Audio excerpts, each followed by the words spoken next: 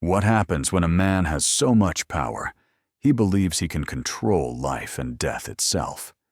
This isn't a story about a simple crime. It's a psychological dissection of a predator who hid in plain sight, a man whose philanthropy was a mask for a terrifying secret.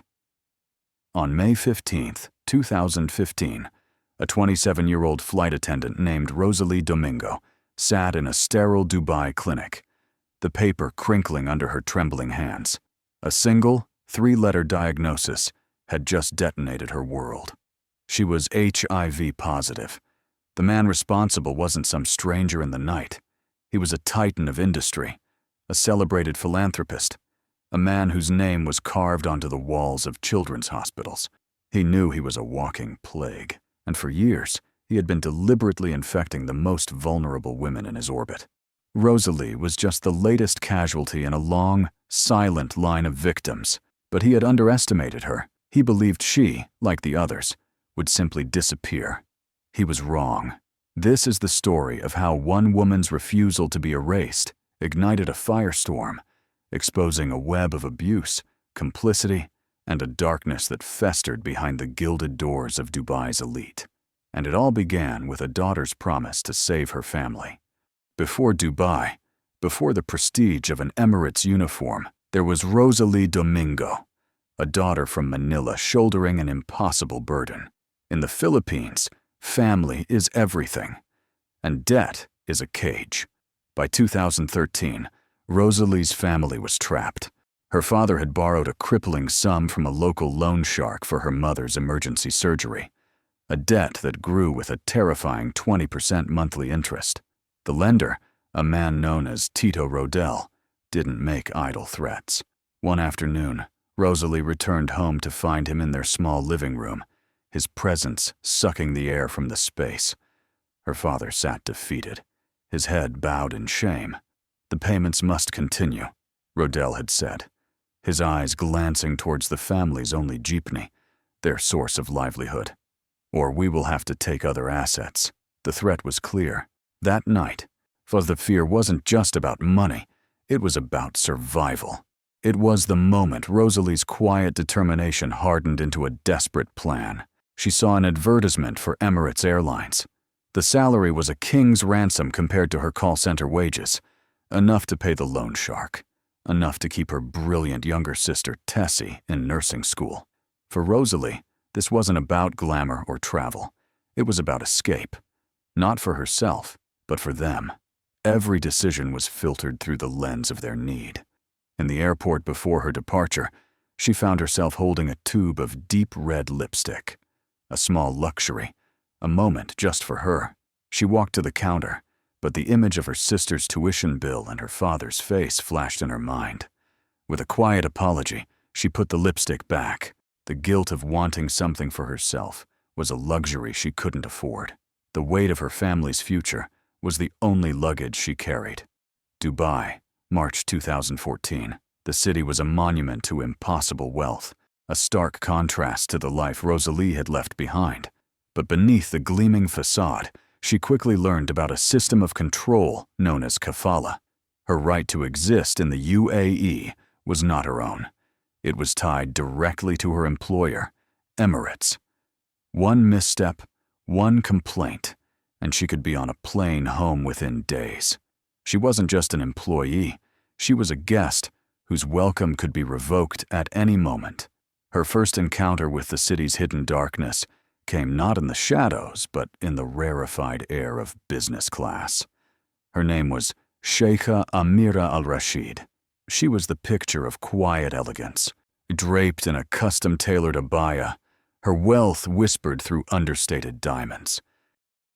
But as Rosalie served her tea, she saw it, a dark purple bruise, stark against the woman's pale skin. Their eyes met for a fleeting, desperate second. In Amira's gaze, Rosalie saw not a powerful society wife, but a captive. Over the next few weeks, the pattern continued. Each time Amira flew, there was a new mark, a faint bruise near her collarbone, a trembling hand she tried to hide. Then came the message. On one flight, tucked beneath an empty teacup, was a napkin. On it, a phone number and 2 words, written in elegant script, if needed. What does a woman who seemingly has everything need from a flight attendant who has nothing? The question lingered in Rosalie's mind, a quiet hum of premonition. Weeks later, her phone lit up with a text from an unknown number. It was Emirate, inviting her to work a private charity event. The pay was astronomical, more than 2 weeks of her airline salary for a single evening. Rosalie agreed.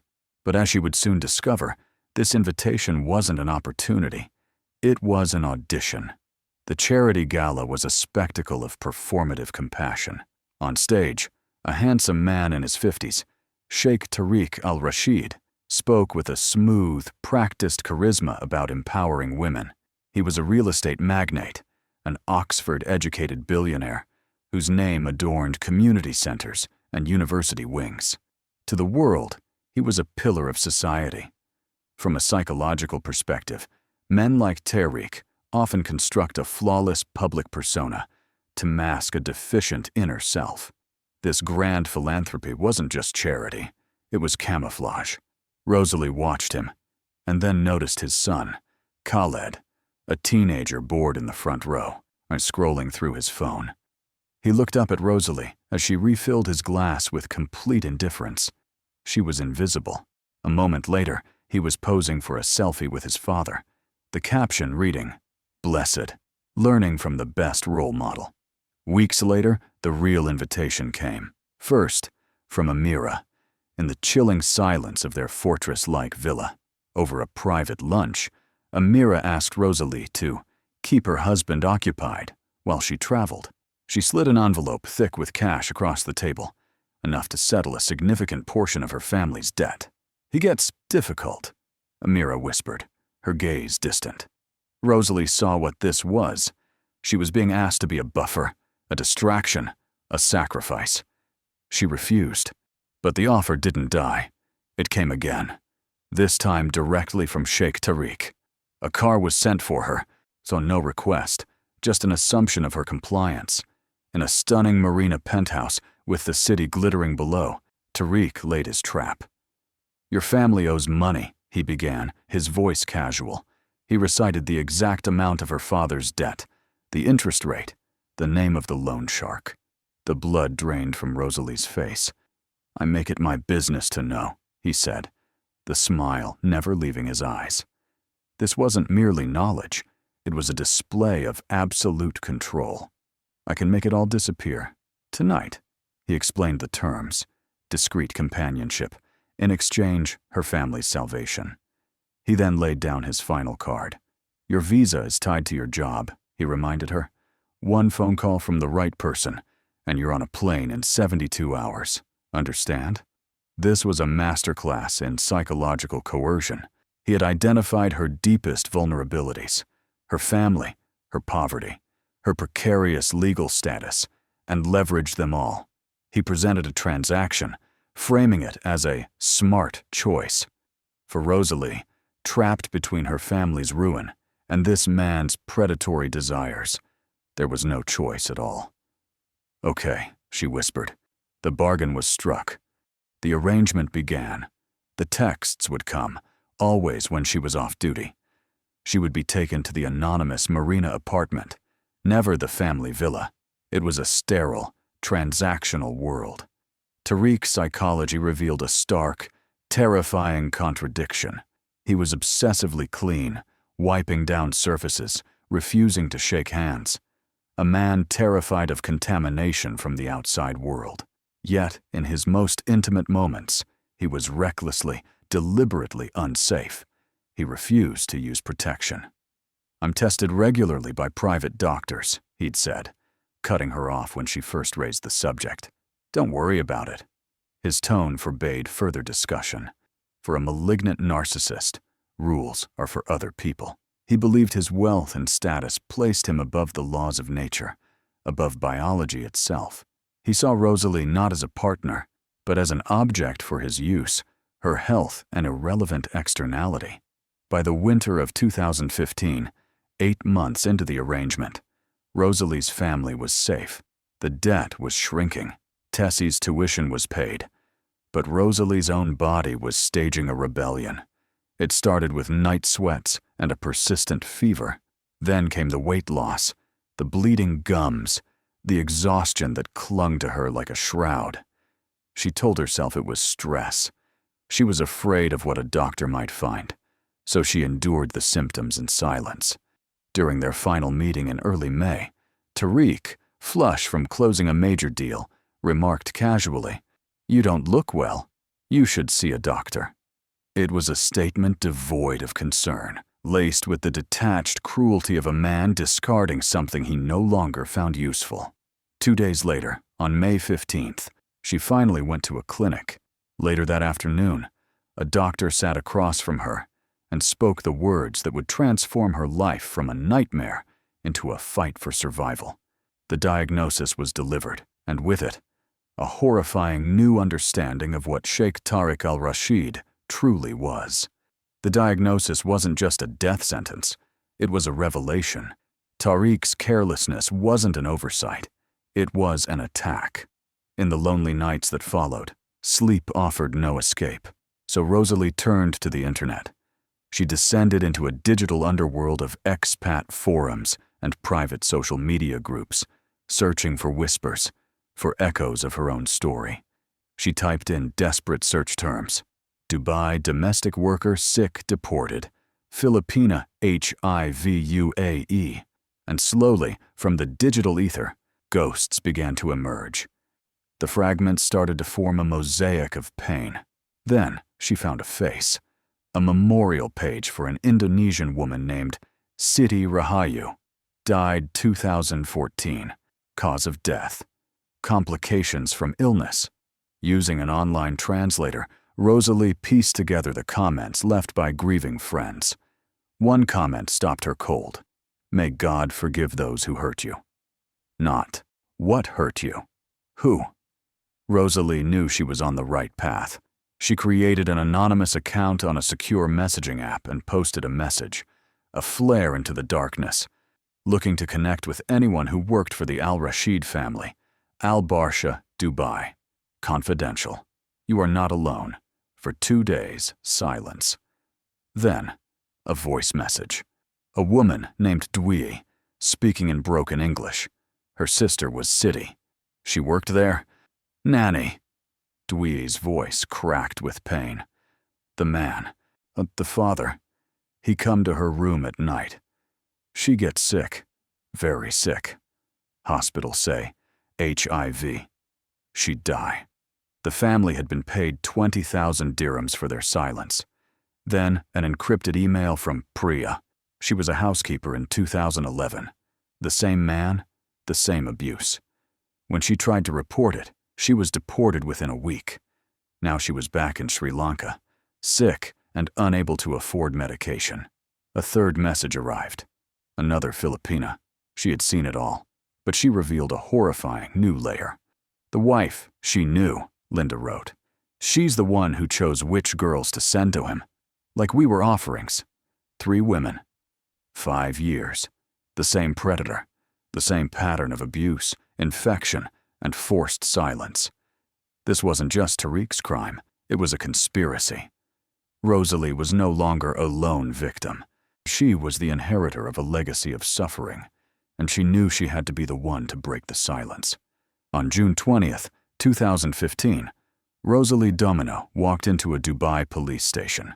Armed with a timeline, screenshots, and the testimonies of her fellow victims, she did the unthinkable. She reported one of the most powerful men in the country. For 90 minutes, she told a detective everything. He listened. He took notes. He stamped her report with an official seal. For a fleeting moment, Rosalie felt a flicker of hope. She had no idea she had just tripped a silent alarm. The system she hoped would protect her was about to turn on her, with terrifying efficiency. Reporting powerful men in a system built to protect them doesn't start investigations.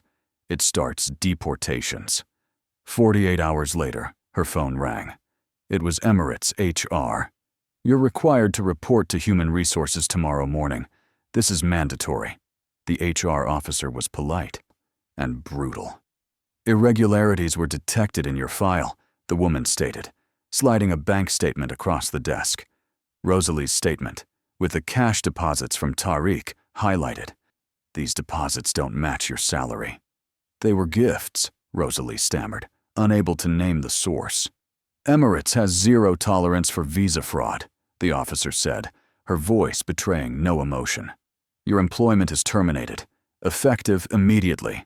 You have 72 hours to leave the UAE. It was a perfectly executed character assassination. They weren't accusing her of what she did, but of who she was, a foreign worker with unexplained money. It was clean, simple, and irreversible. The Kafala system, the chain that tied her to her employer, was now being used as a noose.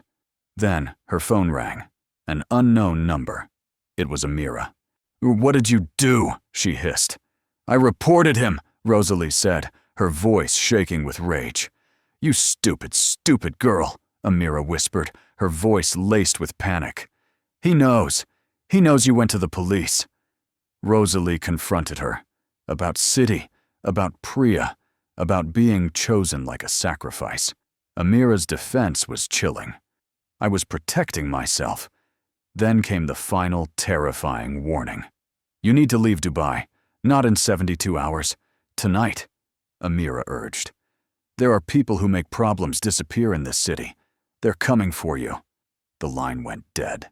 The institutional threat of deportation had morphed into a physical one. Rosalie was no longer just being expelled. She was being hunted. Back in Manila, the fight for justice took on a new, grim reality. Rosalie's first battle was for her own life. At a public HIV clinic, she waited 4 hours to see an overwhelmed doctor. The diagnosis was confirmed, the treatment plan laid out. The antiviral drugs, her lifeline, would cost $75 a month, a fortune she would now have to stretch from the dwindling money she'd saved in Dubai. But as she fought to heal her body, she began to forge her weapon. She submitted a detailed report to Migrant Rights International, MRI, a UK-based nonprofit. They responded immediately. This wasn't the first time they had heard stories like hers. Next, she found a journalist, Layla Hassan, a Syrian reporter for Al Jazeera English based in Doha. Layla was skeptical at first, hardened by years of hearing fabricated stories. "Why should I believe you?" Layla asked on a secure call. "Because I have their names," Rosalie replied. "I have their stories, and if you don't help me, I know I won't be the last." Rosalie sent her everything: the recorded testimonies, the screenshots, the timeline. As Layla absorbed the information, her journalistic detachment began to crumble. She shared her own story. When she was 12, her aunt had gone to Kuwait as a domestic worker. 6 months later, her body was found in a dumpster. The official investigation lasted a single day. "They said these things happen," Layla recounted, her voice thick with old pain. This was no longer just a story for Layla. It was a ghost she had been chasing her entire career. "Send me everything," she said, her voice now filled with a steely resolve. "I became a journalist, so this doesn't happen again." Over the next 6 weeks, a powerful alliance formed. MRI's investigators worked to legally corroborate the pattern, confirming City's death, Priya's deportation, and Linda's employment. Layla began to shape the narrative. They had the victims, the timeline, the pattern of abuse, but they lacked the one thing they needed to convict Tariq: irrefutable proof that he knew he was HIV positive. Without a whistleblower from inside his medical circle, it would be the word of vulnerable women against a billionaire, and they all knew who the system would believe. In late October 2015, the missing piece of the puzzle arrived in Layla Hassan's inbox. The subject line read, "Al-Rashid investigation. Medical evidence available." The anonymous sender was a healthcare worker at Tariq's private clinic. For years, this person had been a silent accomplice, bound by professional duty and fear. "I have treated Sheikh Tariq al-Rashid since 2009, the message began. "I watched him receive an HIV-positive diagnosis in March 2011. I have documented his explicit refusal to disclose his status to household staff or intimate partners. What triggered this act of immense courage? The whistleblower explained their daughter was about to move to Dubai. All I could think was, what if she ends up working for someone like him? The trigger was my daughter. I cannot be complicit any longer. Over the next 2 weeks, through encrypted channels, the evidence flooded in. It was the smoking gun. 1. The diagnosis, a medical record from March 2011, HIV positive. 2. The prescriptions, 4 years of prescription refills showing damning gaps in treatment, long periods where Tariq was non-compliant, allowing his viral load to skyrocket to dangerous, highly infectious levels. 3. For the notes, a clinician's notes from August 2014, documenting Tariq's explicit refusal to inform his partners, stating that privacy management is his priority. 4. The correspondence, emails between Tariq and the clinic, focused entirely on discretion and reputation protection. It was a complete psychological and medical portrait of a man who knew he was a weapon and chose to fire it, again and again. As MRY's lawyers prepared to file charges in the UK, leveraging Tariq's British passport under the Modern Slavery Act, the tremors of the impending earthquake were beginning to be felt. In London, Tariq's son, Khaled, heard the first whispers of an investigation into a Dubai sheikh. He confronted his mother, Emirate, who gave him nothing but evasions. Digging online himself, Khaled's carefully constructed world began to fracture. He found City's memorial page. He found the forum warnings. He saw the face of the man who gave speeches on empowerment and was forced to reconcile it with the monster emerging from the shadows. The proud son was about to discover his entire life was built upon a foundation of suffering. On December 12, 2015, the story erupted. Al Jazeera English released Layla's 40-minute documentary, The Disposable Women of Dubai. Simultaneously, Migrant Rights International filed formal charges against Sheikh Tariq al-Rashid in a UK court. The world met Rosalie, her face pixelated and her voice disguised, but her story was sharp, clear, and undeniable. The hashtag Justice for Rosalie exploded online. The story was no longer just about one man. It became a global referendum on a system that treated human beings as disposable. As expected, Rosalie faced a torrent of vitriol, but she also inspired a movement. By the end of the week, 47 other women had contacted MRI with similar stories, exposing the rot as systemic. 3 days later, Tariq stepped off a first-class flight at Heathrow, walking directly into his own reckoning. "Sheikh Tariq al-Rashid, you're under arrest." The click of handcuffs was drowned out by the explosion of camera flashes. The man who lived above the law was Perp, walked through the terminal, his face a mask of pure fear, the footage instantly going viral. In his London flat, his son Khaled watched the documentary. He heard his father's voice on a leaked audio recording from a dinner party. The thing about hiring these women is they're replaceable. That's why we hire foreigners. No one who cares if they disappear. The final illusion shattered. It was all real. His father was a monster. His mother was an enabler. His entire life, his privilege, his education, his identity was financed by this horror. He called Rosalie. She didn't answer. He called again. Finally, he left a desperate voicemail. The 4th time, she picked up. "Oh, what do you want?" she asked, her voice hollowed out. "I didn't know," he pleaded. There was a long, heavy silence before Rosalie delivered a truth that cut deeper than any accusation. "You didn't want to know," she said quietly. "What can I do?" he asked, broken. "You can live with it," she told him. "The way I have to live with this virus. The way City's daughter has to live without her mother. You can carry that weight and not let it crush you. That's what you can do." The next day, Khaled released a public statement. He was changing his surname to his mother's, Hassan. He was donating his entire trust fund. He was denouncing his father. Faced with her own son's public renunciation and offered immunity, Amira finally broke her silence. Via video link, she confessed everything, by detailing years of his abuse and her own complicity.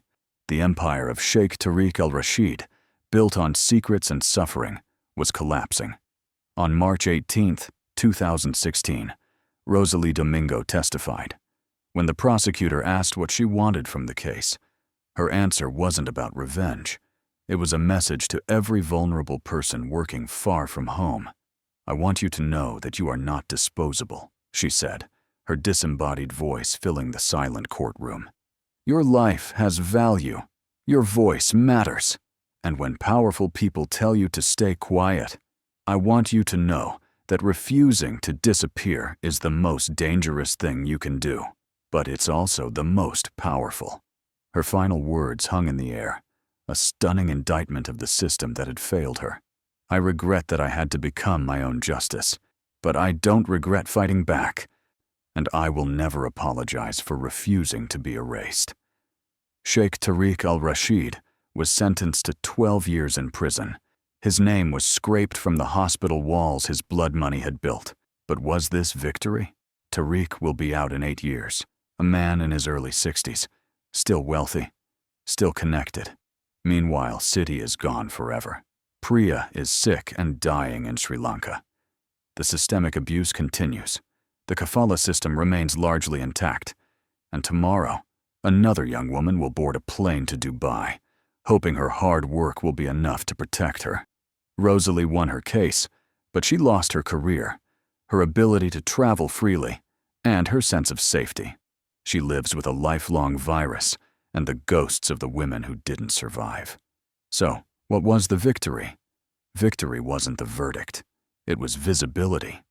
It was the 47 women who came forward. It was the whistleblower who chose conscience over complicity. It was the son who chose truth over his inheritance. Victory is the fact that Tariq's name is now synonymous with disgrace, while Rosalie's name, a name he tried to erase, has become a symbol of radical defiance. In a world designed to silence the powerless, refusing to be forgotten is the ultimate act of rebellion. Justice isn't always found in a courtroom.